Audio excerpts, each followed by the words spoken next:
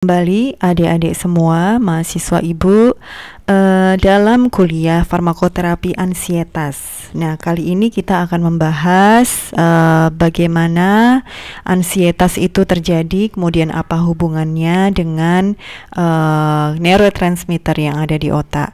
Kemudian pada kuliah kali ini akan ibu bagi menjadi dua part, yaitu yang pertama adalah mengenai definisi ansietas, patofisiologinya, kemudian kita mengenal terlebih dahulu nih apa penyebabnya, kemudian diagnosisnya, gejalanya seperti apa. Nah, kemudian di part kedua, di video yang kedua, kita akan mempelajari apa saja terapi dan obat yang digunakan untuk mengatasi ansietasnya. Oke, kita lanjut ke part yang pertama.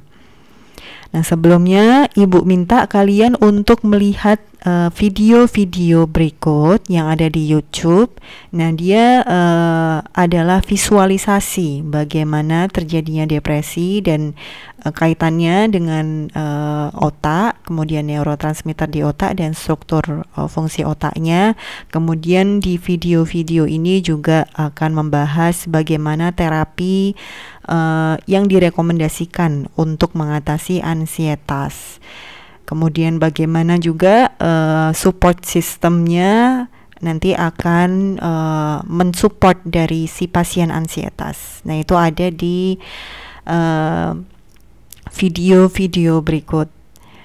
Nah, langsung saja, ansietas dengan depresi. Mungkin banyak dari kita itu yang masih bingung gitu antara ansietas dan juga depresi, kemudian bedanya itu di mana. Nah, kalau ansietas itu adalah orang tersebut itu suffering atau menderita dari rasa cemas. Jadi rasa cemasnya akan sesuatu yang belum terjadi di masa depan gitu. Jadi dia itu terlalu cemas gitu ya, nanti masa depannya seperti apa, kemudian hal yang belum terjadi di masa depan itu sudah dia cemaskan di masa sekarang.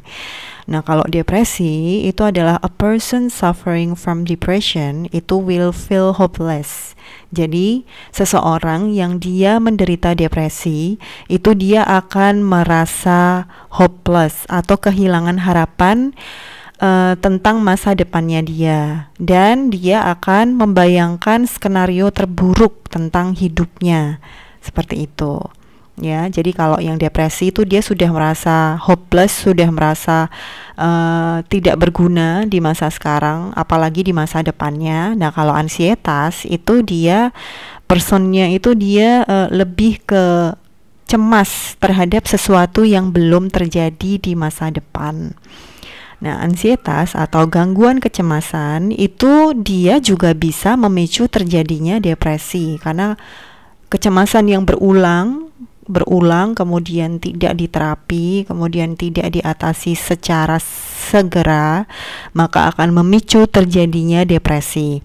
Nah, depresi itu juga bisa memicu terjadinya bunuh diri atau pikiran bunuh diri atau suicidal thought di pasien tersebut. Nah, kemudian pada ansietas itu gejala-gejala tubuh itu akan terjadi setelah terjadinya serangan ansietas atau paniknya. Nah, tapi kalau pada orang depresi itu trigger yang besar itu mungkin akan memicu atau mengembangkan terjadinya perubahan fisik yang ada di dalam tubuh. Nah, ini depresi ini nanti psikosomatis juga akan terlibat di sini. Nah, pada ansietas itu pasien itu biasanya juga akan menunjukkan simptom-simptom atau gejala dia itu pengen memberontak seperti itu ya, dan juga biasanya manifestasi klinis di tubuhnya, jadi tubuhnya itu seperti ada kaku atau kekakuan pada tubuhnya. Nah, tapi kalau pada depresi itu dia pasien itu akan merasa hopeless atau kehilangan gairah di hidupnya gitu, atau kehilangan semangat, patah semangat, dan juga merasa kehilangan energi, atau energinya itu akan menurun, atau dia merasa lemas, merasa tidak ingin menjalani hidup dengan semangat. Dan juga biasanya akan mempengaruhi di pola tidurnya dan juga pola makannya, dan akan mempengaruhi interaksi sosialnya. Dan biasanya pada orang yang depresi itu dia interaksi sosialnya itu juga akan bermasalah. Selain itu juga akan mempengaruhi pola tidur, misalnya insomnia atau tidak bisa tidur terutama di malam hari, atau bahkan pada kasus depresi yang berat, pola tidur yang terganggu atau dia tidak bisa tidur itu berhari-hari. Bisa ada yang 7 hari tidak bisa tidur, bahkan ekstrimnya 15 hari tidak bisa tidur. Nah, ini ya, jadi relationship atau hubungan antara ansietas dan depresi itu berhubungan erat itu. Terutama, jadi bisa kita lihat diagram Venn-nya di sini.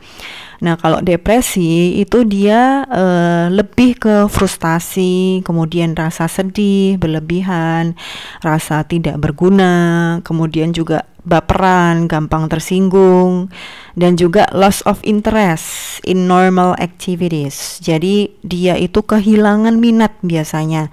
Jadi biasanya yang kalian itu suka sekali dengan pelajaran farmasi atau kimia, nah ketika depresinya timbul, yang biasanya suka mempelajari ilmu kimia, misalnya kimia organik di farmasi, maka tahu-tahu dia jadi males mempelajari kimia organik dan tidak ada keinginan untuk belajar. Nah, biasanya itu bisa jadi indikator seseorang itu mengalami depresi.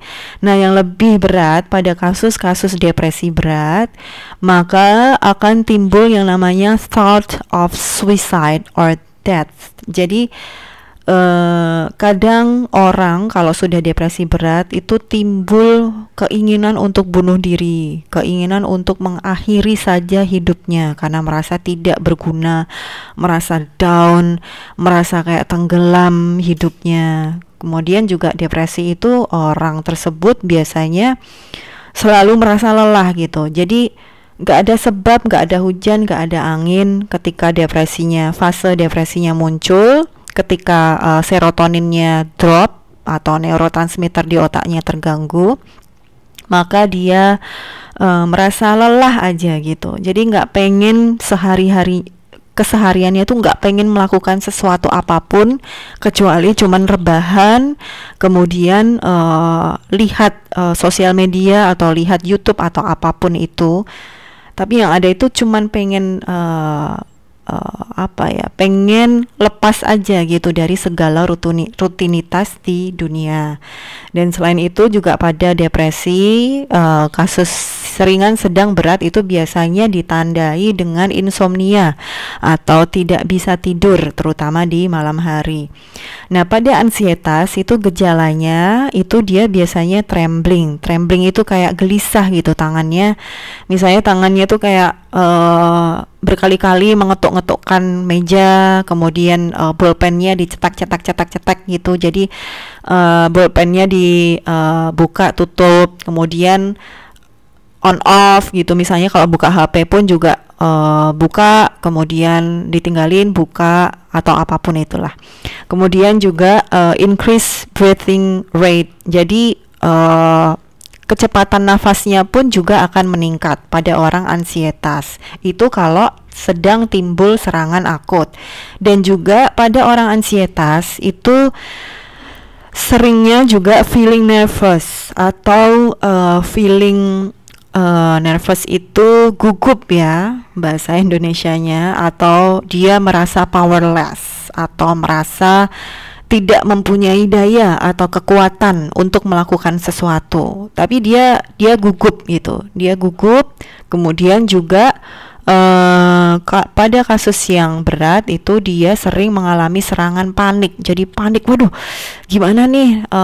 Padahal belum terjadi UTS, belum terjadi UAS, belum terjadi ujian akhir semester, tapi dia sebelum itu tuh dia sudah mengalami panik terlebih dahulu bahwa dia nggak bakalan sanggup menjalani ujian tengah semester atau ujian akhir semesternya.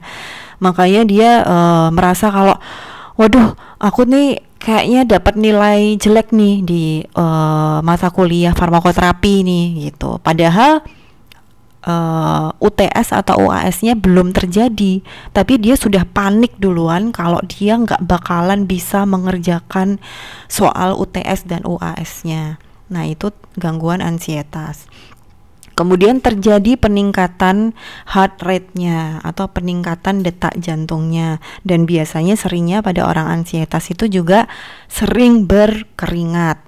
Nah, yang itu adalah perbedaan manifestasi klinis dari depresi dan juga ansietas atau gangguan kecemasan. Nah, yang membuat sama apa?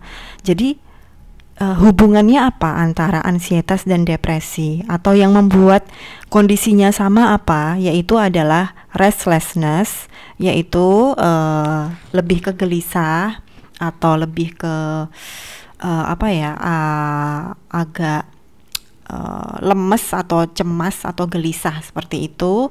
Dan juga dia mengalami masalah di thinkingnya, jadi di pemikirannya dia mengalami permasalahan di pikirannya, kemudian di konsentrasinya dan kemampuan untuk making decisions atau kemampuan untuk menentukan keputusan. Dan juga yang membuat sama antara depresi dan ansietas itu seringnya adalah gejala kecemasan atau kekhawatiran yang berlebih. Dan selain itu juga manifestasi klinisnya ke tubuh kita yaitu adalah komplain atau ada atau timbul gejala-gejala fisik yang tidak bisa dijelaskan.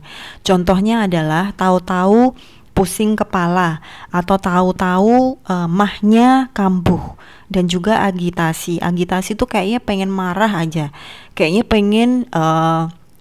pengen mukul sesuatu aja, pengen mukul benda mati misalnya, atau melakukan misalnya kayak tendangan berkali-kali atau pukulan berkali-kali ke barang gitu, misalnya ke kasur atau ke bantal seperti itu ya. Itu adalah hubungan antara ansietas dan juga depresi. Nah, itu tadi hubungannya atau perbedaannya. Nah, adapun epidemiologi ansietas itu sendiri, itu untuk prevalensinya, jenis ansietas atau gangguan kecemasan yang paling sering itu biasanya adalah GAD, tipe yang generalized anxiety disorders atau gangguan ansietas yang umum. Itu biasanya menyerang 5,1% dari pasien. Kemudian 3,5% itu adalah gangguan panik atau panic disorders. Beda ya, generalized anxiety disorder dan panic disorder.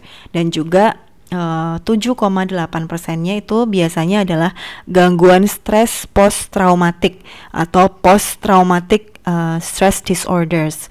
Nah, dia selain jenis yang GAD, nah gangguan yang stres post-traumatik ini biasanya juga sering menyerang pasien ansietas. Dan yang paling umum itu juga dengan prevalensi yang besar juga selain GAD dan juga PTSD, itu adalah gangguan ansietas sosial atau social anxiety disorders dengan prevalensi 13,3% dan kecepatan per tahunnya 7,9%. Nah, itu yang paling besar tetap social anxiety disorder. Oke, adapun faktor resiko terjadinya ansietas atau jadi ini bukan hal yang menyebabkan ansietas ya. Kalau yang menyebabkan ansietas itu biasanya adanya gangguan neurotransmitter atau gangguan keseimbangan neurotransmitter yang ada di otak, dan juga gangguan struktur otaknya. Itu adalah yang menyebabkan. Nah, adapun faktor-faktor yang ini itu lebih ke faktor yang bisa memicu. Jadi faktor resiko yang bisa memicu. Nah, itu misalnya adalah riwayat keluarga, misalnya adalah pola parenting yang salah. Kemudian juga ada childhood adversity, yaitu kesulitan di masa kecil, dan juga adanya stressful life events, yaitu tekanan hidup. Kemudian ada ciri kepribadian tertentu atau specific personality traits. Dan biasanya itu adalah pada pribadi-pribadi yang dia mempunyai kecenderungan excessive worrying atau kecemasan atau kekhawatiran yang berlebihan. Selain itu juga ada parenting styles yang salah. Nah, ini kurang lebihnya family history juga ya. Jadi misalnya orang tua overprotective terhadap anak. Kemudian juga orang tua itu mendidik anak tuh tidak dengan kehangatan dan tidak dengan keceriaan. Orang tua adanya modeling pendidikannya itu adalah yang memberikan ketakutan, kemudian yang memberikan tekanan, kemudian yang memberikan suatu target yang berat atau beban yang berat untuk anak. Misalnya orang tua yang dia mengharapkan pokoknya anaknya tuh harus berprestasi di kelas, harus ranking 1, harus belajar pagi, siang, sore, malam. Kemudian kalau misalnya tidak mendapatkan nilai yang bagus, si anak dihukum. Nah, seperti itu. Jadi itu faktor-faktor yang bisa memicu kejadian berulang tersebut, bisa memicu terjadinya apa yang namanya ansietas atau gangguan kecemasan si anak. Dan selain itu juga pada beberapa penelitian itu pada umur yang lebih muda itu anak bisa mengalami gangguan kecemasan. Kemudian juga being female atau biasanya juga ansietas menyerang wanita. Kemudian pada pasangan atau pada orang yang unmarried atau yang dia misalnya menikah tetapi terlambat. Kemudian pada pengangguran. Kemudian pada orang-orang yang mempunyai fisik yang lemah atau penyakit juga, penyakit yang berat itu juga bisa memicu terjadinya ansietas. Nah, adapun etiologi atau penyebab ansietas itu yaitu adalah kondisi medis yang berhubungan dengan ansietas. Itu misalnya adanya palpitasi, takikardi, dan juga hiperventilasi. Dan juga gangguan psikiatrik yang berhubungan dengan ansietas. Jadi ansietas itu bisa menjadi salah satu gejala dari beberapa gangguan psikiatrik mayor, misalnya adalah depresi, gangguan mood atau mood disorder, skizofrenia, delirium, demensia, dan juga gangguan penyalahgunaan obat. Jadi ansietas ini biasanya memang dia bisa menjadi salah satu gejala dari beberapa gangguan-gangguan psikiatrik. Salah satunya adalah depresi juga. Nah, selain itu juga penyebab ansietas itu karena adanya obat-obat yang menginduksi ansietas, yaitu biasanya pada CNS atau Central Nervous System yang stimulan dan juga depresan. Nah, adapun patofisiologi ansietas itu ada beberapa teori yang melibatkan, yaitu ansietas berhubungan dengan multiple struktur otak dan fungsi abnormal dari sistem beberapa neurotransmitter. Misalnya adalah adanya gangguan keseimbangan norepinefrin, gangguan keseimbangan neurotransmitter GABAnya, dan juga gangguan keseimbangan produksi neurotransmitter serotonin atau 5-HT. Nah, sebenarnya yang perlu kita luruskan di sini, ansietas itu, jadi sebenarnya ansietas itu bisa menyerang siapapun atau bisa menyerang semua kalangan. Jadi tidak peduli dia kaum terdidik, tidak peduli dia kaum yang soleh atau yang non soleh, atau kaum yang alim, kaum kalangan menengah ke bawah, kalangan menengah ke atas, atau kalangan menengah. Jadi dia tidak peduli menyerang kalangan atau backgroundnya. Tapi yang jelas pada orang dengan ansietas itu dia itu ya sama seperti penyakit pada umumnya. Jadi misalnya penyakit diabetes. Nah, diabetes itu kan gejala diabetes ada itu karena sudah adanya kerusakan atau sudah adanya disfungsi dari kelenjar Langerhansnya, dan juga disfungsi dari sensitivitas reseptor insulinnya. Nah, begitu juga sama dengan ansietas. Nah, dia pun terjadi karena adanya gangguan atau disfungsi dari struktur otaknya dan disfungsi dari produksi neurotransmitternya. Jadi tidak peduli gitu pada orang yang dia rajin ibadah atau tidak rajin ibadah, yang rajin ibadah atau yang tidak rajin ibadah, kalau struktur otaknya itu sudah tidak bagus atau ada yang disfungsi di bagian tertentunya, dan kalau produksi neurotransmitter serotonin, GABA dan juga norepinefrinnya itu terganggu, maka ya terjadi saja gitu ansietasnya. Tidak peduli dengan dia itu alim atau tidak alim, terdidik atau tidak terdidik. Nah, kalau sudah mengalami gangguan fungsi ya sama seperti sakit hipertensi, sakit flu, diabetes. Nah, terjadi ansietas atau terjadi gangguan kecemasan. Jadi seperti itu ya. Dan ada beberapa teori neurokimia atau neurochemical theories, yaitu yang model pertama adalah model noradrenergic. Ralat ya, ini adrenergik ya, bukan adrenergic. Kemudian yang kedua adalah model reseptor benzodiazepin, dan juga yang ketiga adalah model serotonin. Nah, kemudian untuk model noradrenergik itu biasanya ansietas terjadi ketika norepinefrin atau noradrenergiknya itu meningkat. Nah, teori ini menyatakan bahwa sistem saraf autonom penderita ansietas itu bersifat hipersensitif dan mempunyai reaksi yang berlebihan terhadap berbagai jenis stimulus atau rangsangan.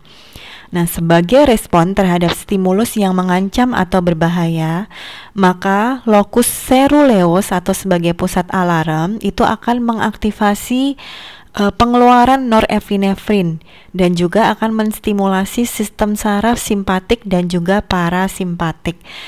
Nah, obat-obat ansiogenik atau ansiogenik itu adalah yang bisa memicu ansietas atau yang bisa memicu panik.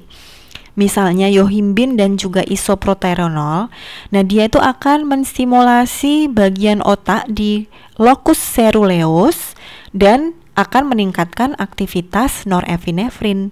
Jadi norepinefrin atau noradrenalinnya meningkat sehingga bisa memicu gangguan ansietas. Nah, manifestasi klinisnya adalah itu tadi, misalnya gelisah, peningkatan jadi norepinefrin atau noradrenergik itu kalau meningkat, itu manifestasi kliniknya itu detak jantungnya itu juga meningkat. Jadi itulah yang menjelaskan kenapa pada orang ansietas atau cemas itu detak jantungnya itu jadi juk duk duk duk duk duk duk duk duk duk. Jadi berdetak kencang. Selain itu juga berkeringat. Norepinefrin itu kalau meningkat, itu manifestasi klinisnya salah satunya adalah berkeringat yang berlebih juga. Dan juga pemikirannya cemas gitu. Nah, itu norepinefrinnya meningkat. Nah, oleh karenanya ansietas itu bisa diobati dengan obat-obat ansiolitik atau antipanik. Misalnya adalah antidepresan. Jadi obat antidepresan dan anti-ansietas itu biasanya sama ya, karena dia bisa menurunkan norepinefrinnya.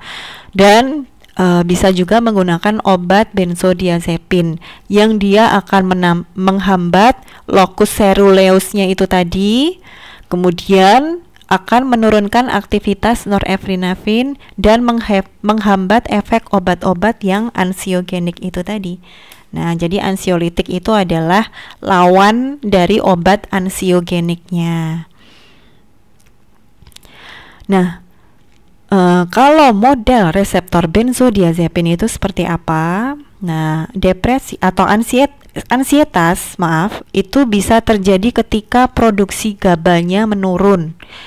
Nah, secara fungsional dan struktural, reseptor benzodiazepin itu berhubungan dengan reseptor GABA tipe A dan channel ion klorida yang dikenal sebagai GABA benzodiazepin reseptor kompleks. Nah, GABA ini dia bertugas sebagai neurotransmitter yang menghambat sistem saraf pusat. Nah, si GABA ini mempunyai kekuatan untuk menghambat sistem serotonin, norepinefrin, dan juga dopamin. Nah, pada waktu GABA terikat pada masing-masing reseptor ini, serotonin, norepinefrin, dan juga dopamin, maka channel ion Cl-nya itu membuka dan menyebabkan influx ion muatan negatif Cl- sehingga menyebabkan hiperpolarisasi membran sel dan menyebabkan penurunan eksitabilitas sel saraf. Nah, oleh karenanya pada ansietas yang GABA-nya menurun, atau pada ansietas itu kan norepinefrinnya tadi kan meningkat. Nah, ketika norepinefrinnya meningkat, maka untuk mengatasi agar norepinefrinnya tidak meningkat, maka diberikan obat-obatan seperti benzodiazepin, di mana obat seperti benzodiazepin itu prinsip kerjanya itu dia menstimulasi peningkatan neurotransmitter GABA, sehingga GABA itu dapat mengatasi ansietas, atau benzodiazepin itu nanti akan berikatan dengan reseptor GABA, kemudian bisa mengatasi ansietas. Nah, GABA itu stimulasi GABA itu juga bisa diarahkan untuk berikatan dengan reseptor serotonin dan juga reseptor norepinefrin. Jadi GABA, benzodiazepin menstimulasi produksi GABA, kemudian GABA itu tadi dia akan diarahkan untuk menghambat reseptor serotonin dan juga reseptor norepinefrin, jadi berikatan dengan reseptor serotonin dan reseptor norepinefrin, maka kanal Cl-nya akan membuka dan akan terjadi hiperpolarisasi sehingga sel syarafnya dibuat lebih tenang agar tidak tegang. Nah, itu ya prinsip kerja obat-obat benzodiazepin yang bisa menstimulasi neurotransmitter GABA. Nah, neurotransmitter GABA nantinya akan menginhibisi norepinefrin dengan cara berikatan dengan reseptor serotonin dan reseptor norepinefrin. Kemudian kanal Cl-nya membuka, hiperpolarisasi, kemudian banyak muatan minus yang ada di dalam sel saraf sehingga sel sarafnya dibuat tenang. Jadi pada orang yang ansietas, ketika terjadi hiperpolarisasi itu tadi, maka sel sarafnya lebih tenang, jadi detak jantungnya bisa dikurangi, kemudian sel sarafnya bisa dibikin tidur, kemudian gangguan cemasnya diturunkan, tidak cemas berlebih, kemudian juga heart rate-nya, detak jantung menurun, terus keringatannya juga dikurangi. Nah, adapun model serotonin atau 5-HT, pada model serotonin, ansietas itu terjadi ketika serotoninnya atau neurotransmitter serotoninnya itu menurun. Jadi ansietas itu juga berhubungan dengan abnormalitas fungsi serotoninnya. Jadi serotonin itu sama seperti GABA ya, dia bersifat sebagai neurotransmitter inhibitory yang mempunyai aksi yang diatur oleh minimal 13 subtipe reseptor yang berbeda. Nah, aktivitas serotonin yang lebih besar itu akan mengurangi aktivitas norepinefrin dalam lokus ceruleusnya tadi. Jadi serotonin, GABA itu mempunyai efek yang berlawanan dengan aktivitas norepinefrin atau noradrenergik itu tadi, sehingga dia akan menghambat melalui daerah abu-abu dan mengurangi rilis kortikotropin releasing factor dari hipotalamus. Nah, aktivitas serotonin yang lebih besar itu akan menghambat terjadinya gangguan kecemasan. Nah, adapun aktivitas serotonin yang lebih rendah atau misalnya produksi neurotransmitter serotoninnya itu rendah, maka akan menyebabkan ansietas karena terjadi disregulasi neurotransmitter. Nah, itu tadi ya, kalau misalnya pada ansietas itu kalau serotoninnya rendah, maka akan terjadi ansietas. Makanya obat-obat seperti selective serotonin reuptake inhibitor itu dia tugasnya untuk menghambat reuptake serotonin, sehingga apa? Akan meningkatkan jumlah serotoninnya atau meningkatkan jumlah neurotransmitter serotoninnya, sehingga akan menghambat terjadinya kecemasan atau mengatasi terjadinya kecemasan. Nah, norepinefrin mempunyai aksi pada terminal serotonin presinaptik sehingga menurunkan produksi serotonin. Sebaliknya, aktivitas norepinefrin pada reseptor postsinaptik akan meningkatkan produksi serotoninnya. Nah, menurut Christian Northrup dalam bukunya The Wisdom of Menopause menyatakan bahwa terdapat bukti ilmiah yang kuat dari perubahan otak yang mulai terjadi pada orang-orang yang menjelang menopause, yaitu perubahan dalam tingkat relatif estrogen dan progesteron itu mempengaruhi lobus temporalnya dan bagian otak, dan mungkin akan menjadikan seseorang itu jadi mudah tersinggung, cemas, dan tidak stabil secara emosional. Nah, oleh karenanya pada orang-orang, pada wanita yang sudah menopause, misalnya pada mbah-mbah atau simbah kita, pada eyang kita, atau pada ibu kita yang sudah menjelang menopause, itu biasanya akan lebih mudah tersinggung atau mudah misalnya cerewet nih sama anak-anaknya, sama suaminya, atau sukanya tidak stabil secara emosional, gampang marah, gampang gemesan gitu kalau ada sesuatu yang tidak sesuai dengan keinginannya. Nah, itu kemungkinan ya ada hubungannya gitu dengan teori ini, dengan ansietas. Nah, adapun manifestasi kliniknya itu sama seperti yang sudah dijelaskan di depan tadi ya. Nah, jadi ada memory issues, kemudian ada overthinking, kemudian ingin menghindari orang lain, berkeringat, kemudian juga kadang mahnya timbul tanpa sebab, panic attack, kemudian hilang kesabaran, kemudian juga kekhawatiran berlebih, terus kesulitan bernafas, kadang juga sakit kepala yang tidak diduga-duga, kadang muncul sendiri, atau procrastination itu artinya malas gitu ya, kayak nggak pengen melakukan apa-apa. Nah, itu adalah gejala klinik dari ansietas. Nah, selain itu juga gejala klinik yang lain misalnya adalah penurunan berat badan, kemudian juga kehidupan seksualnya bagi suami istri juga menurun, dan kadang juga ada kecenderungan gula darahnya tinggi dan muscle-nya atau ototnya itu menegang, dan juga masalah tidur. Kemudian sistem imunnya pun juga akan mengalami kelemahan.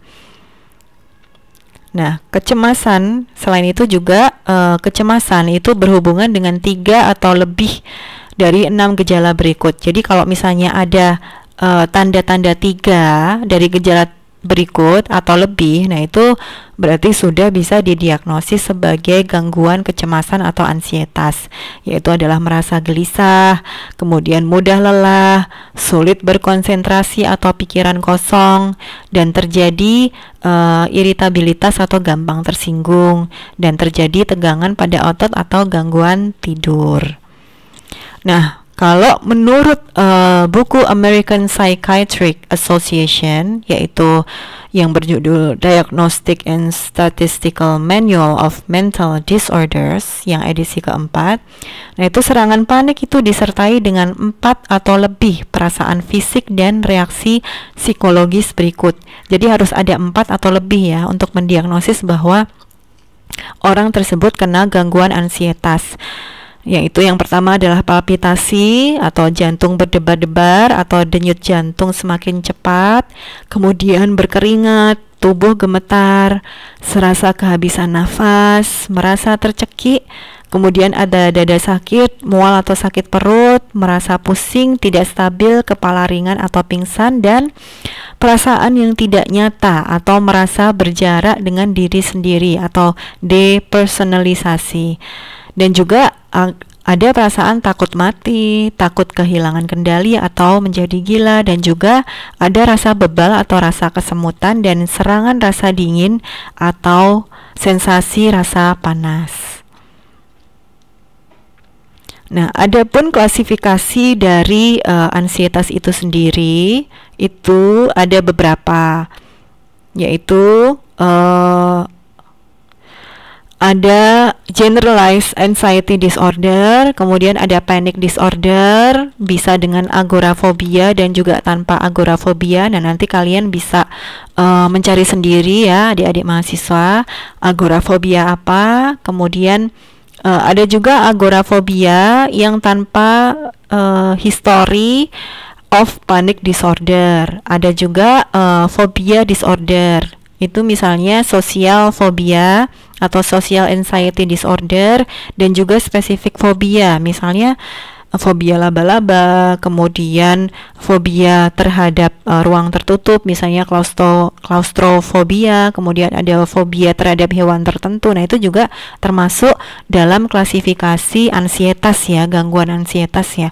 Jadi kalau kalian ada yang takut sama laba-laba, nah itu juga termasuk salah satu gangguan dari ansietas dan bisa kok diterapi.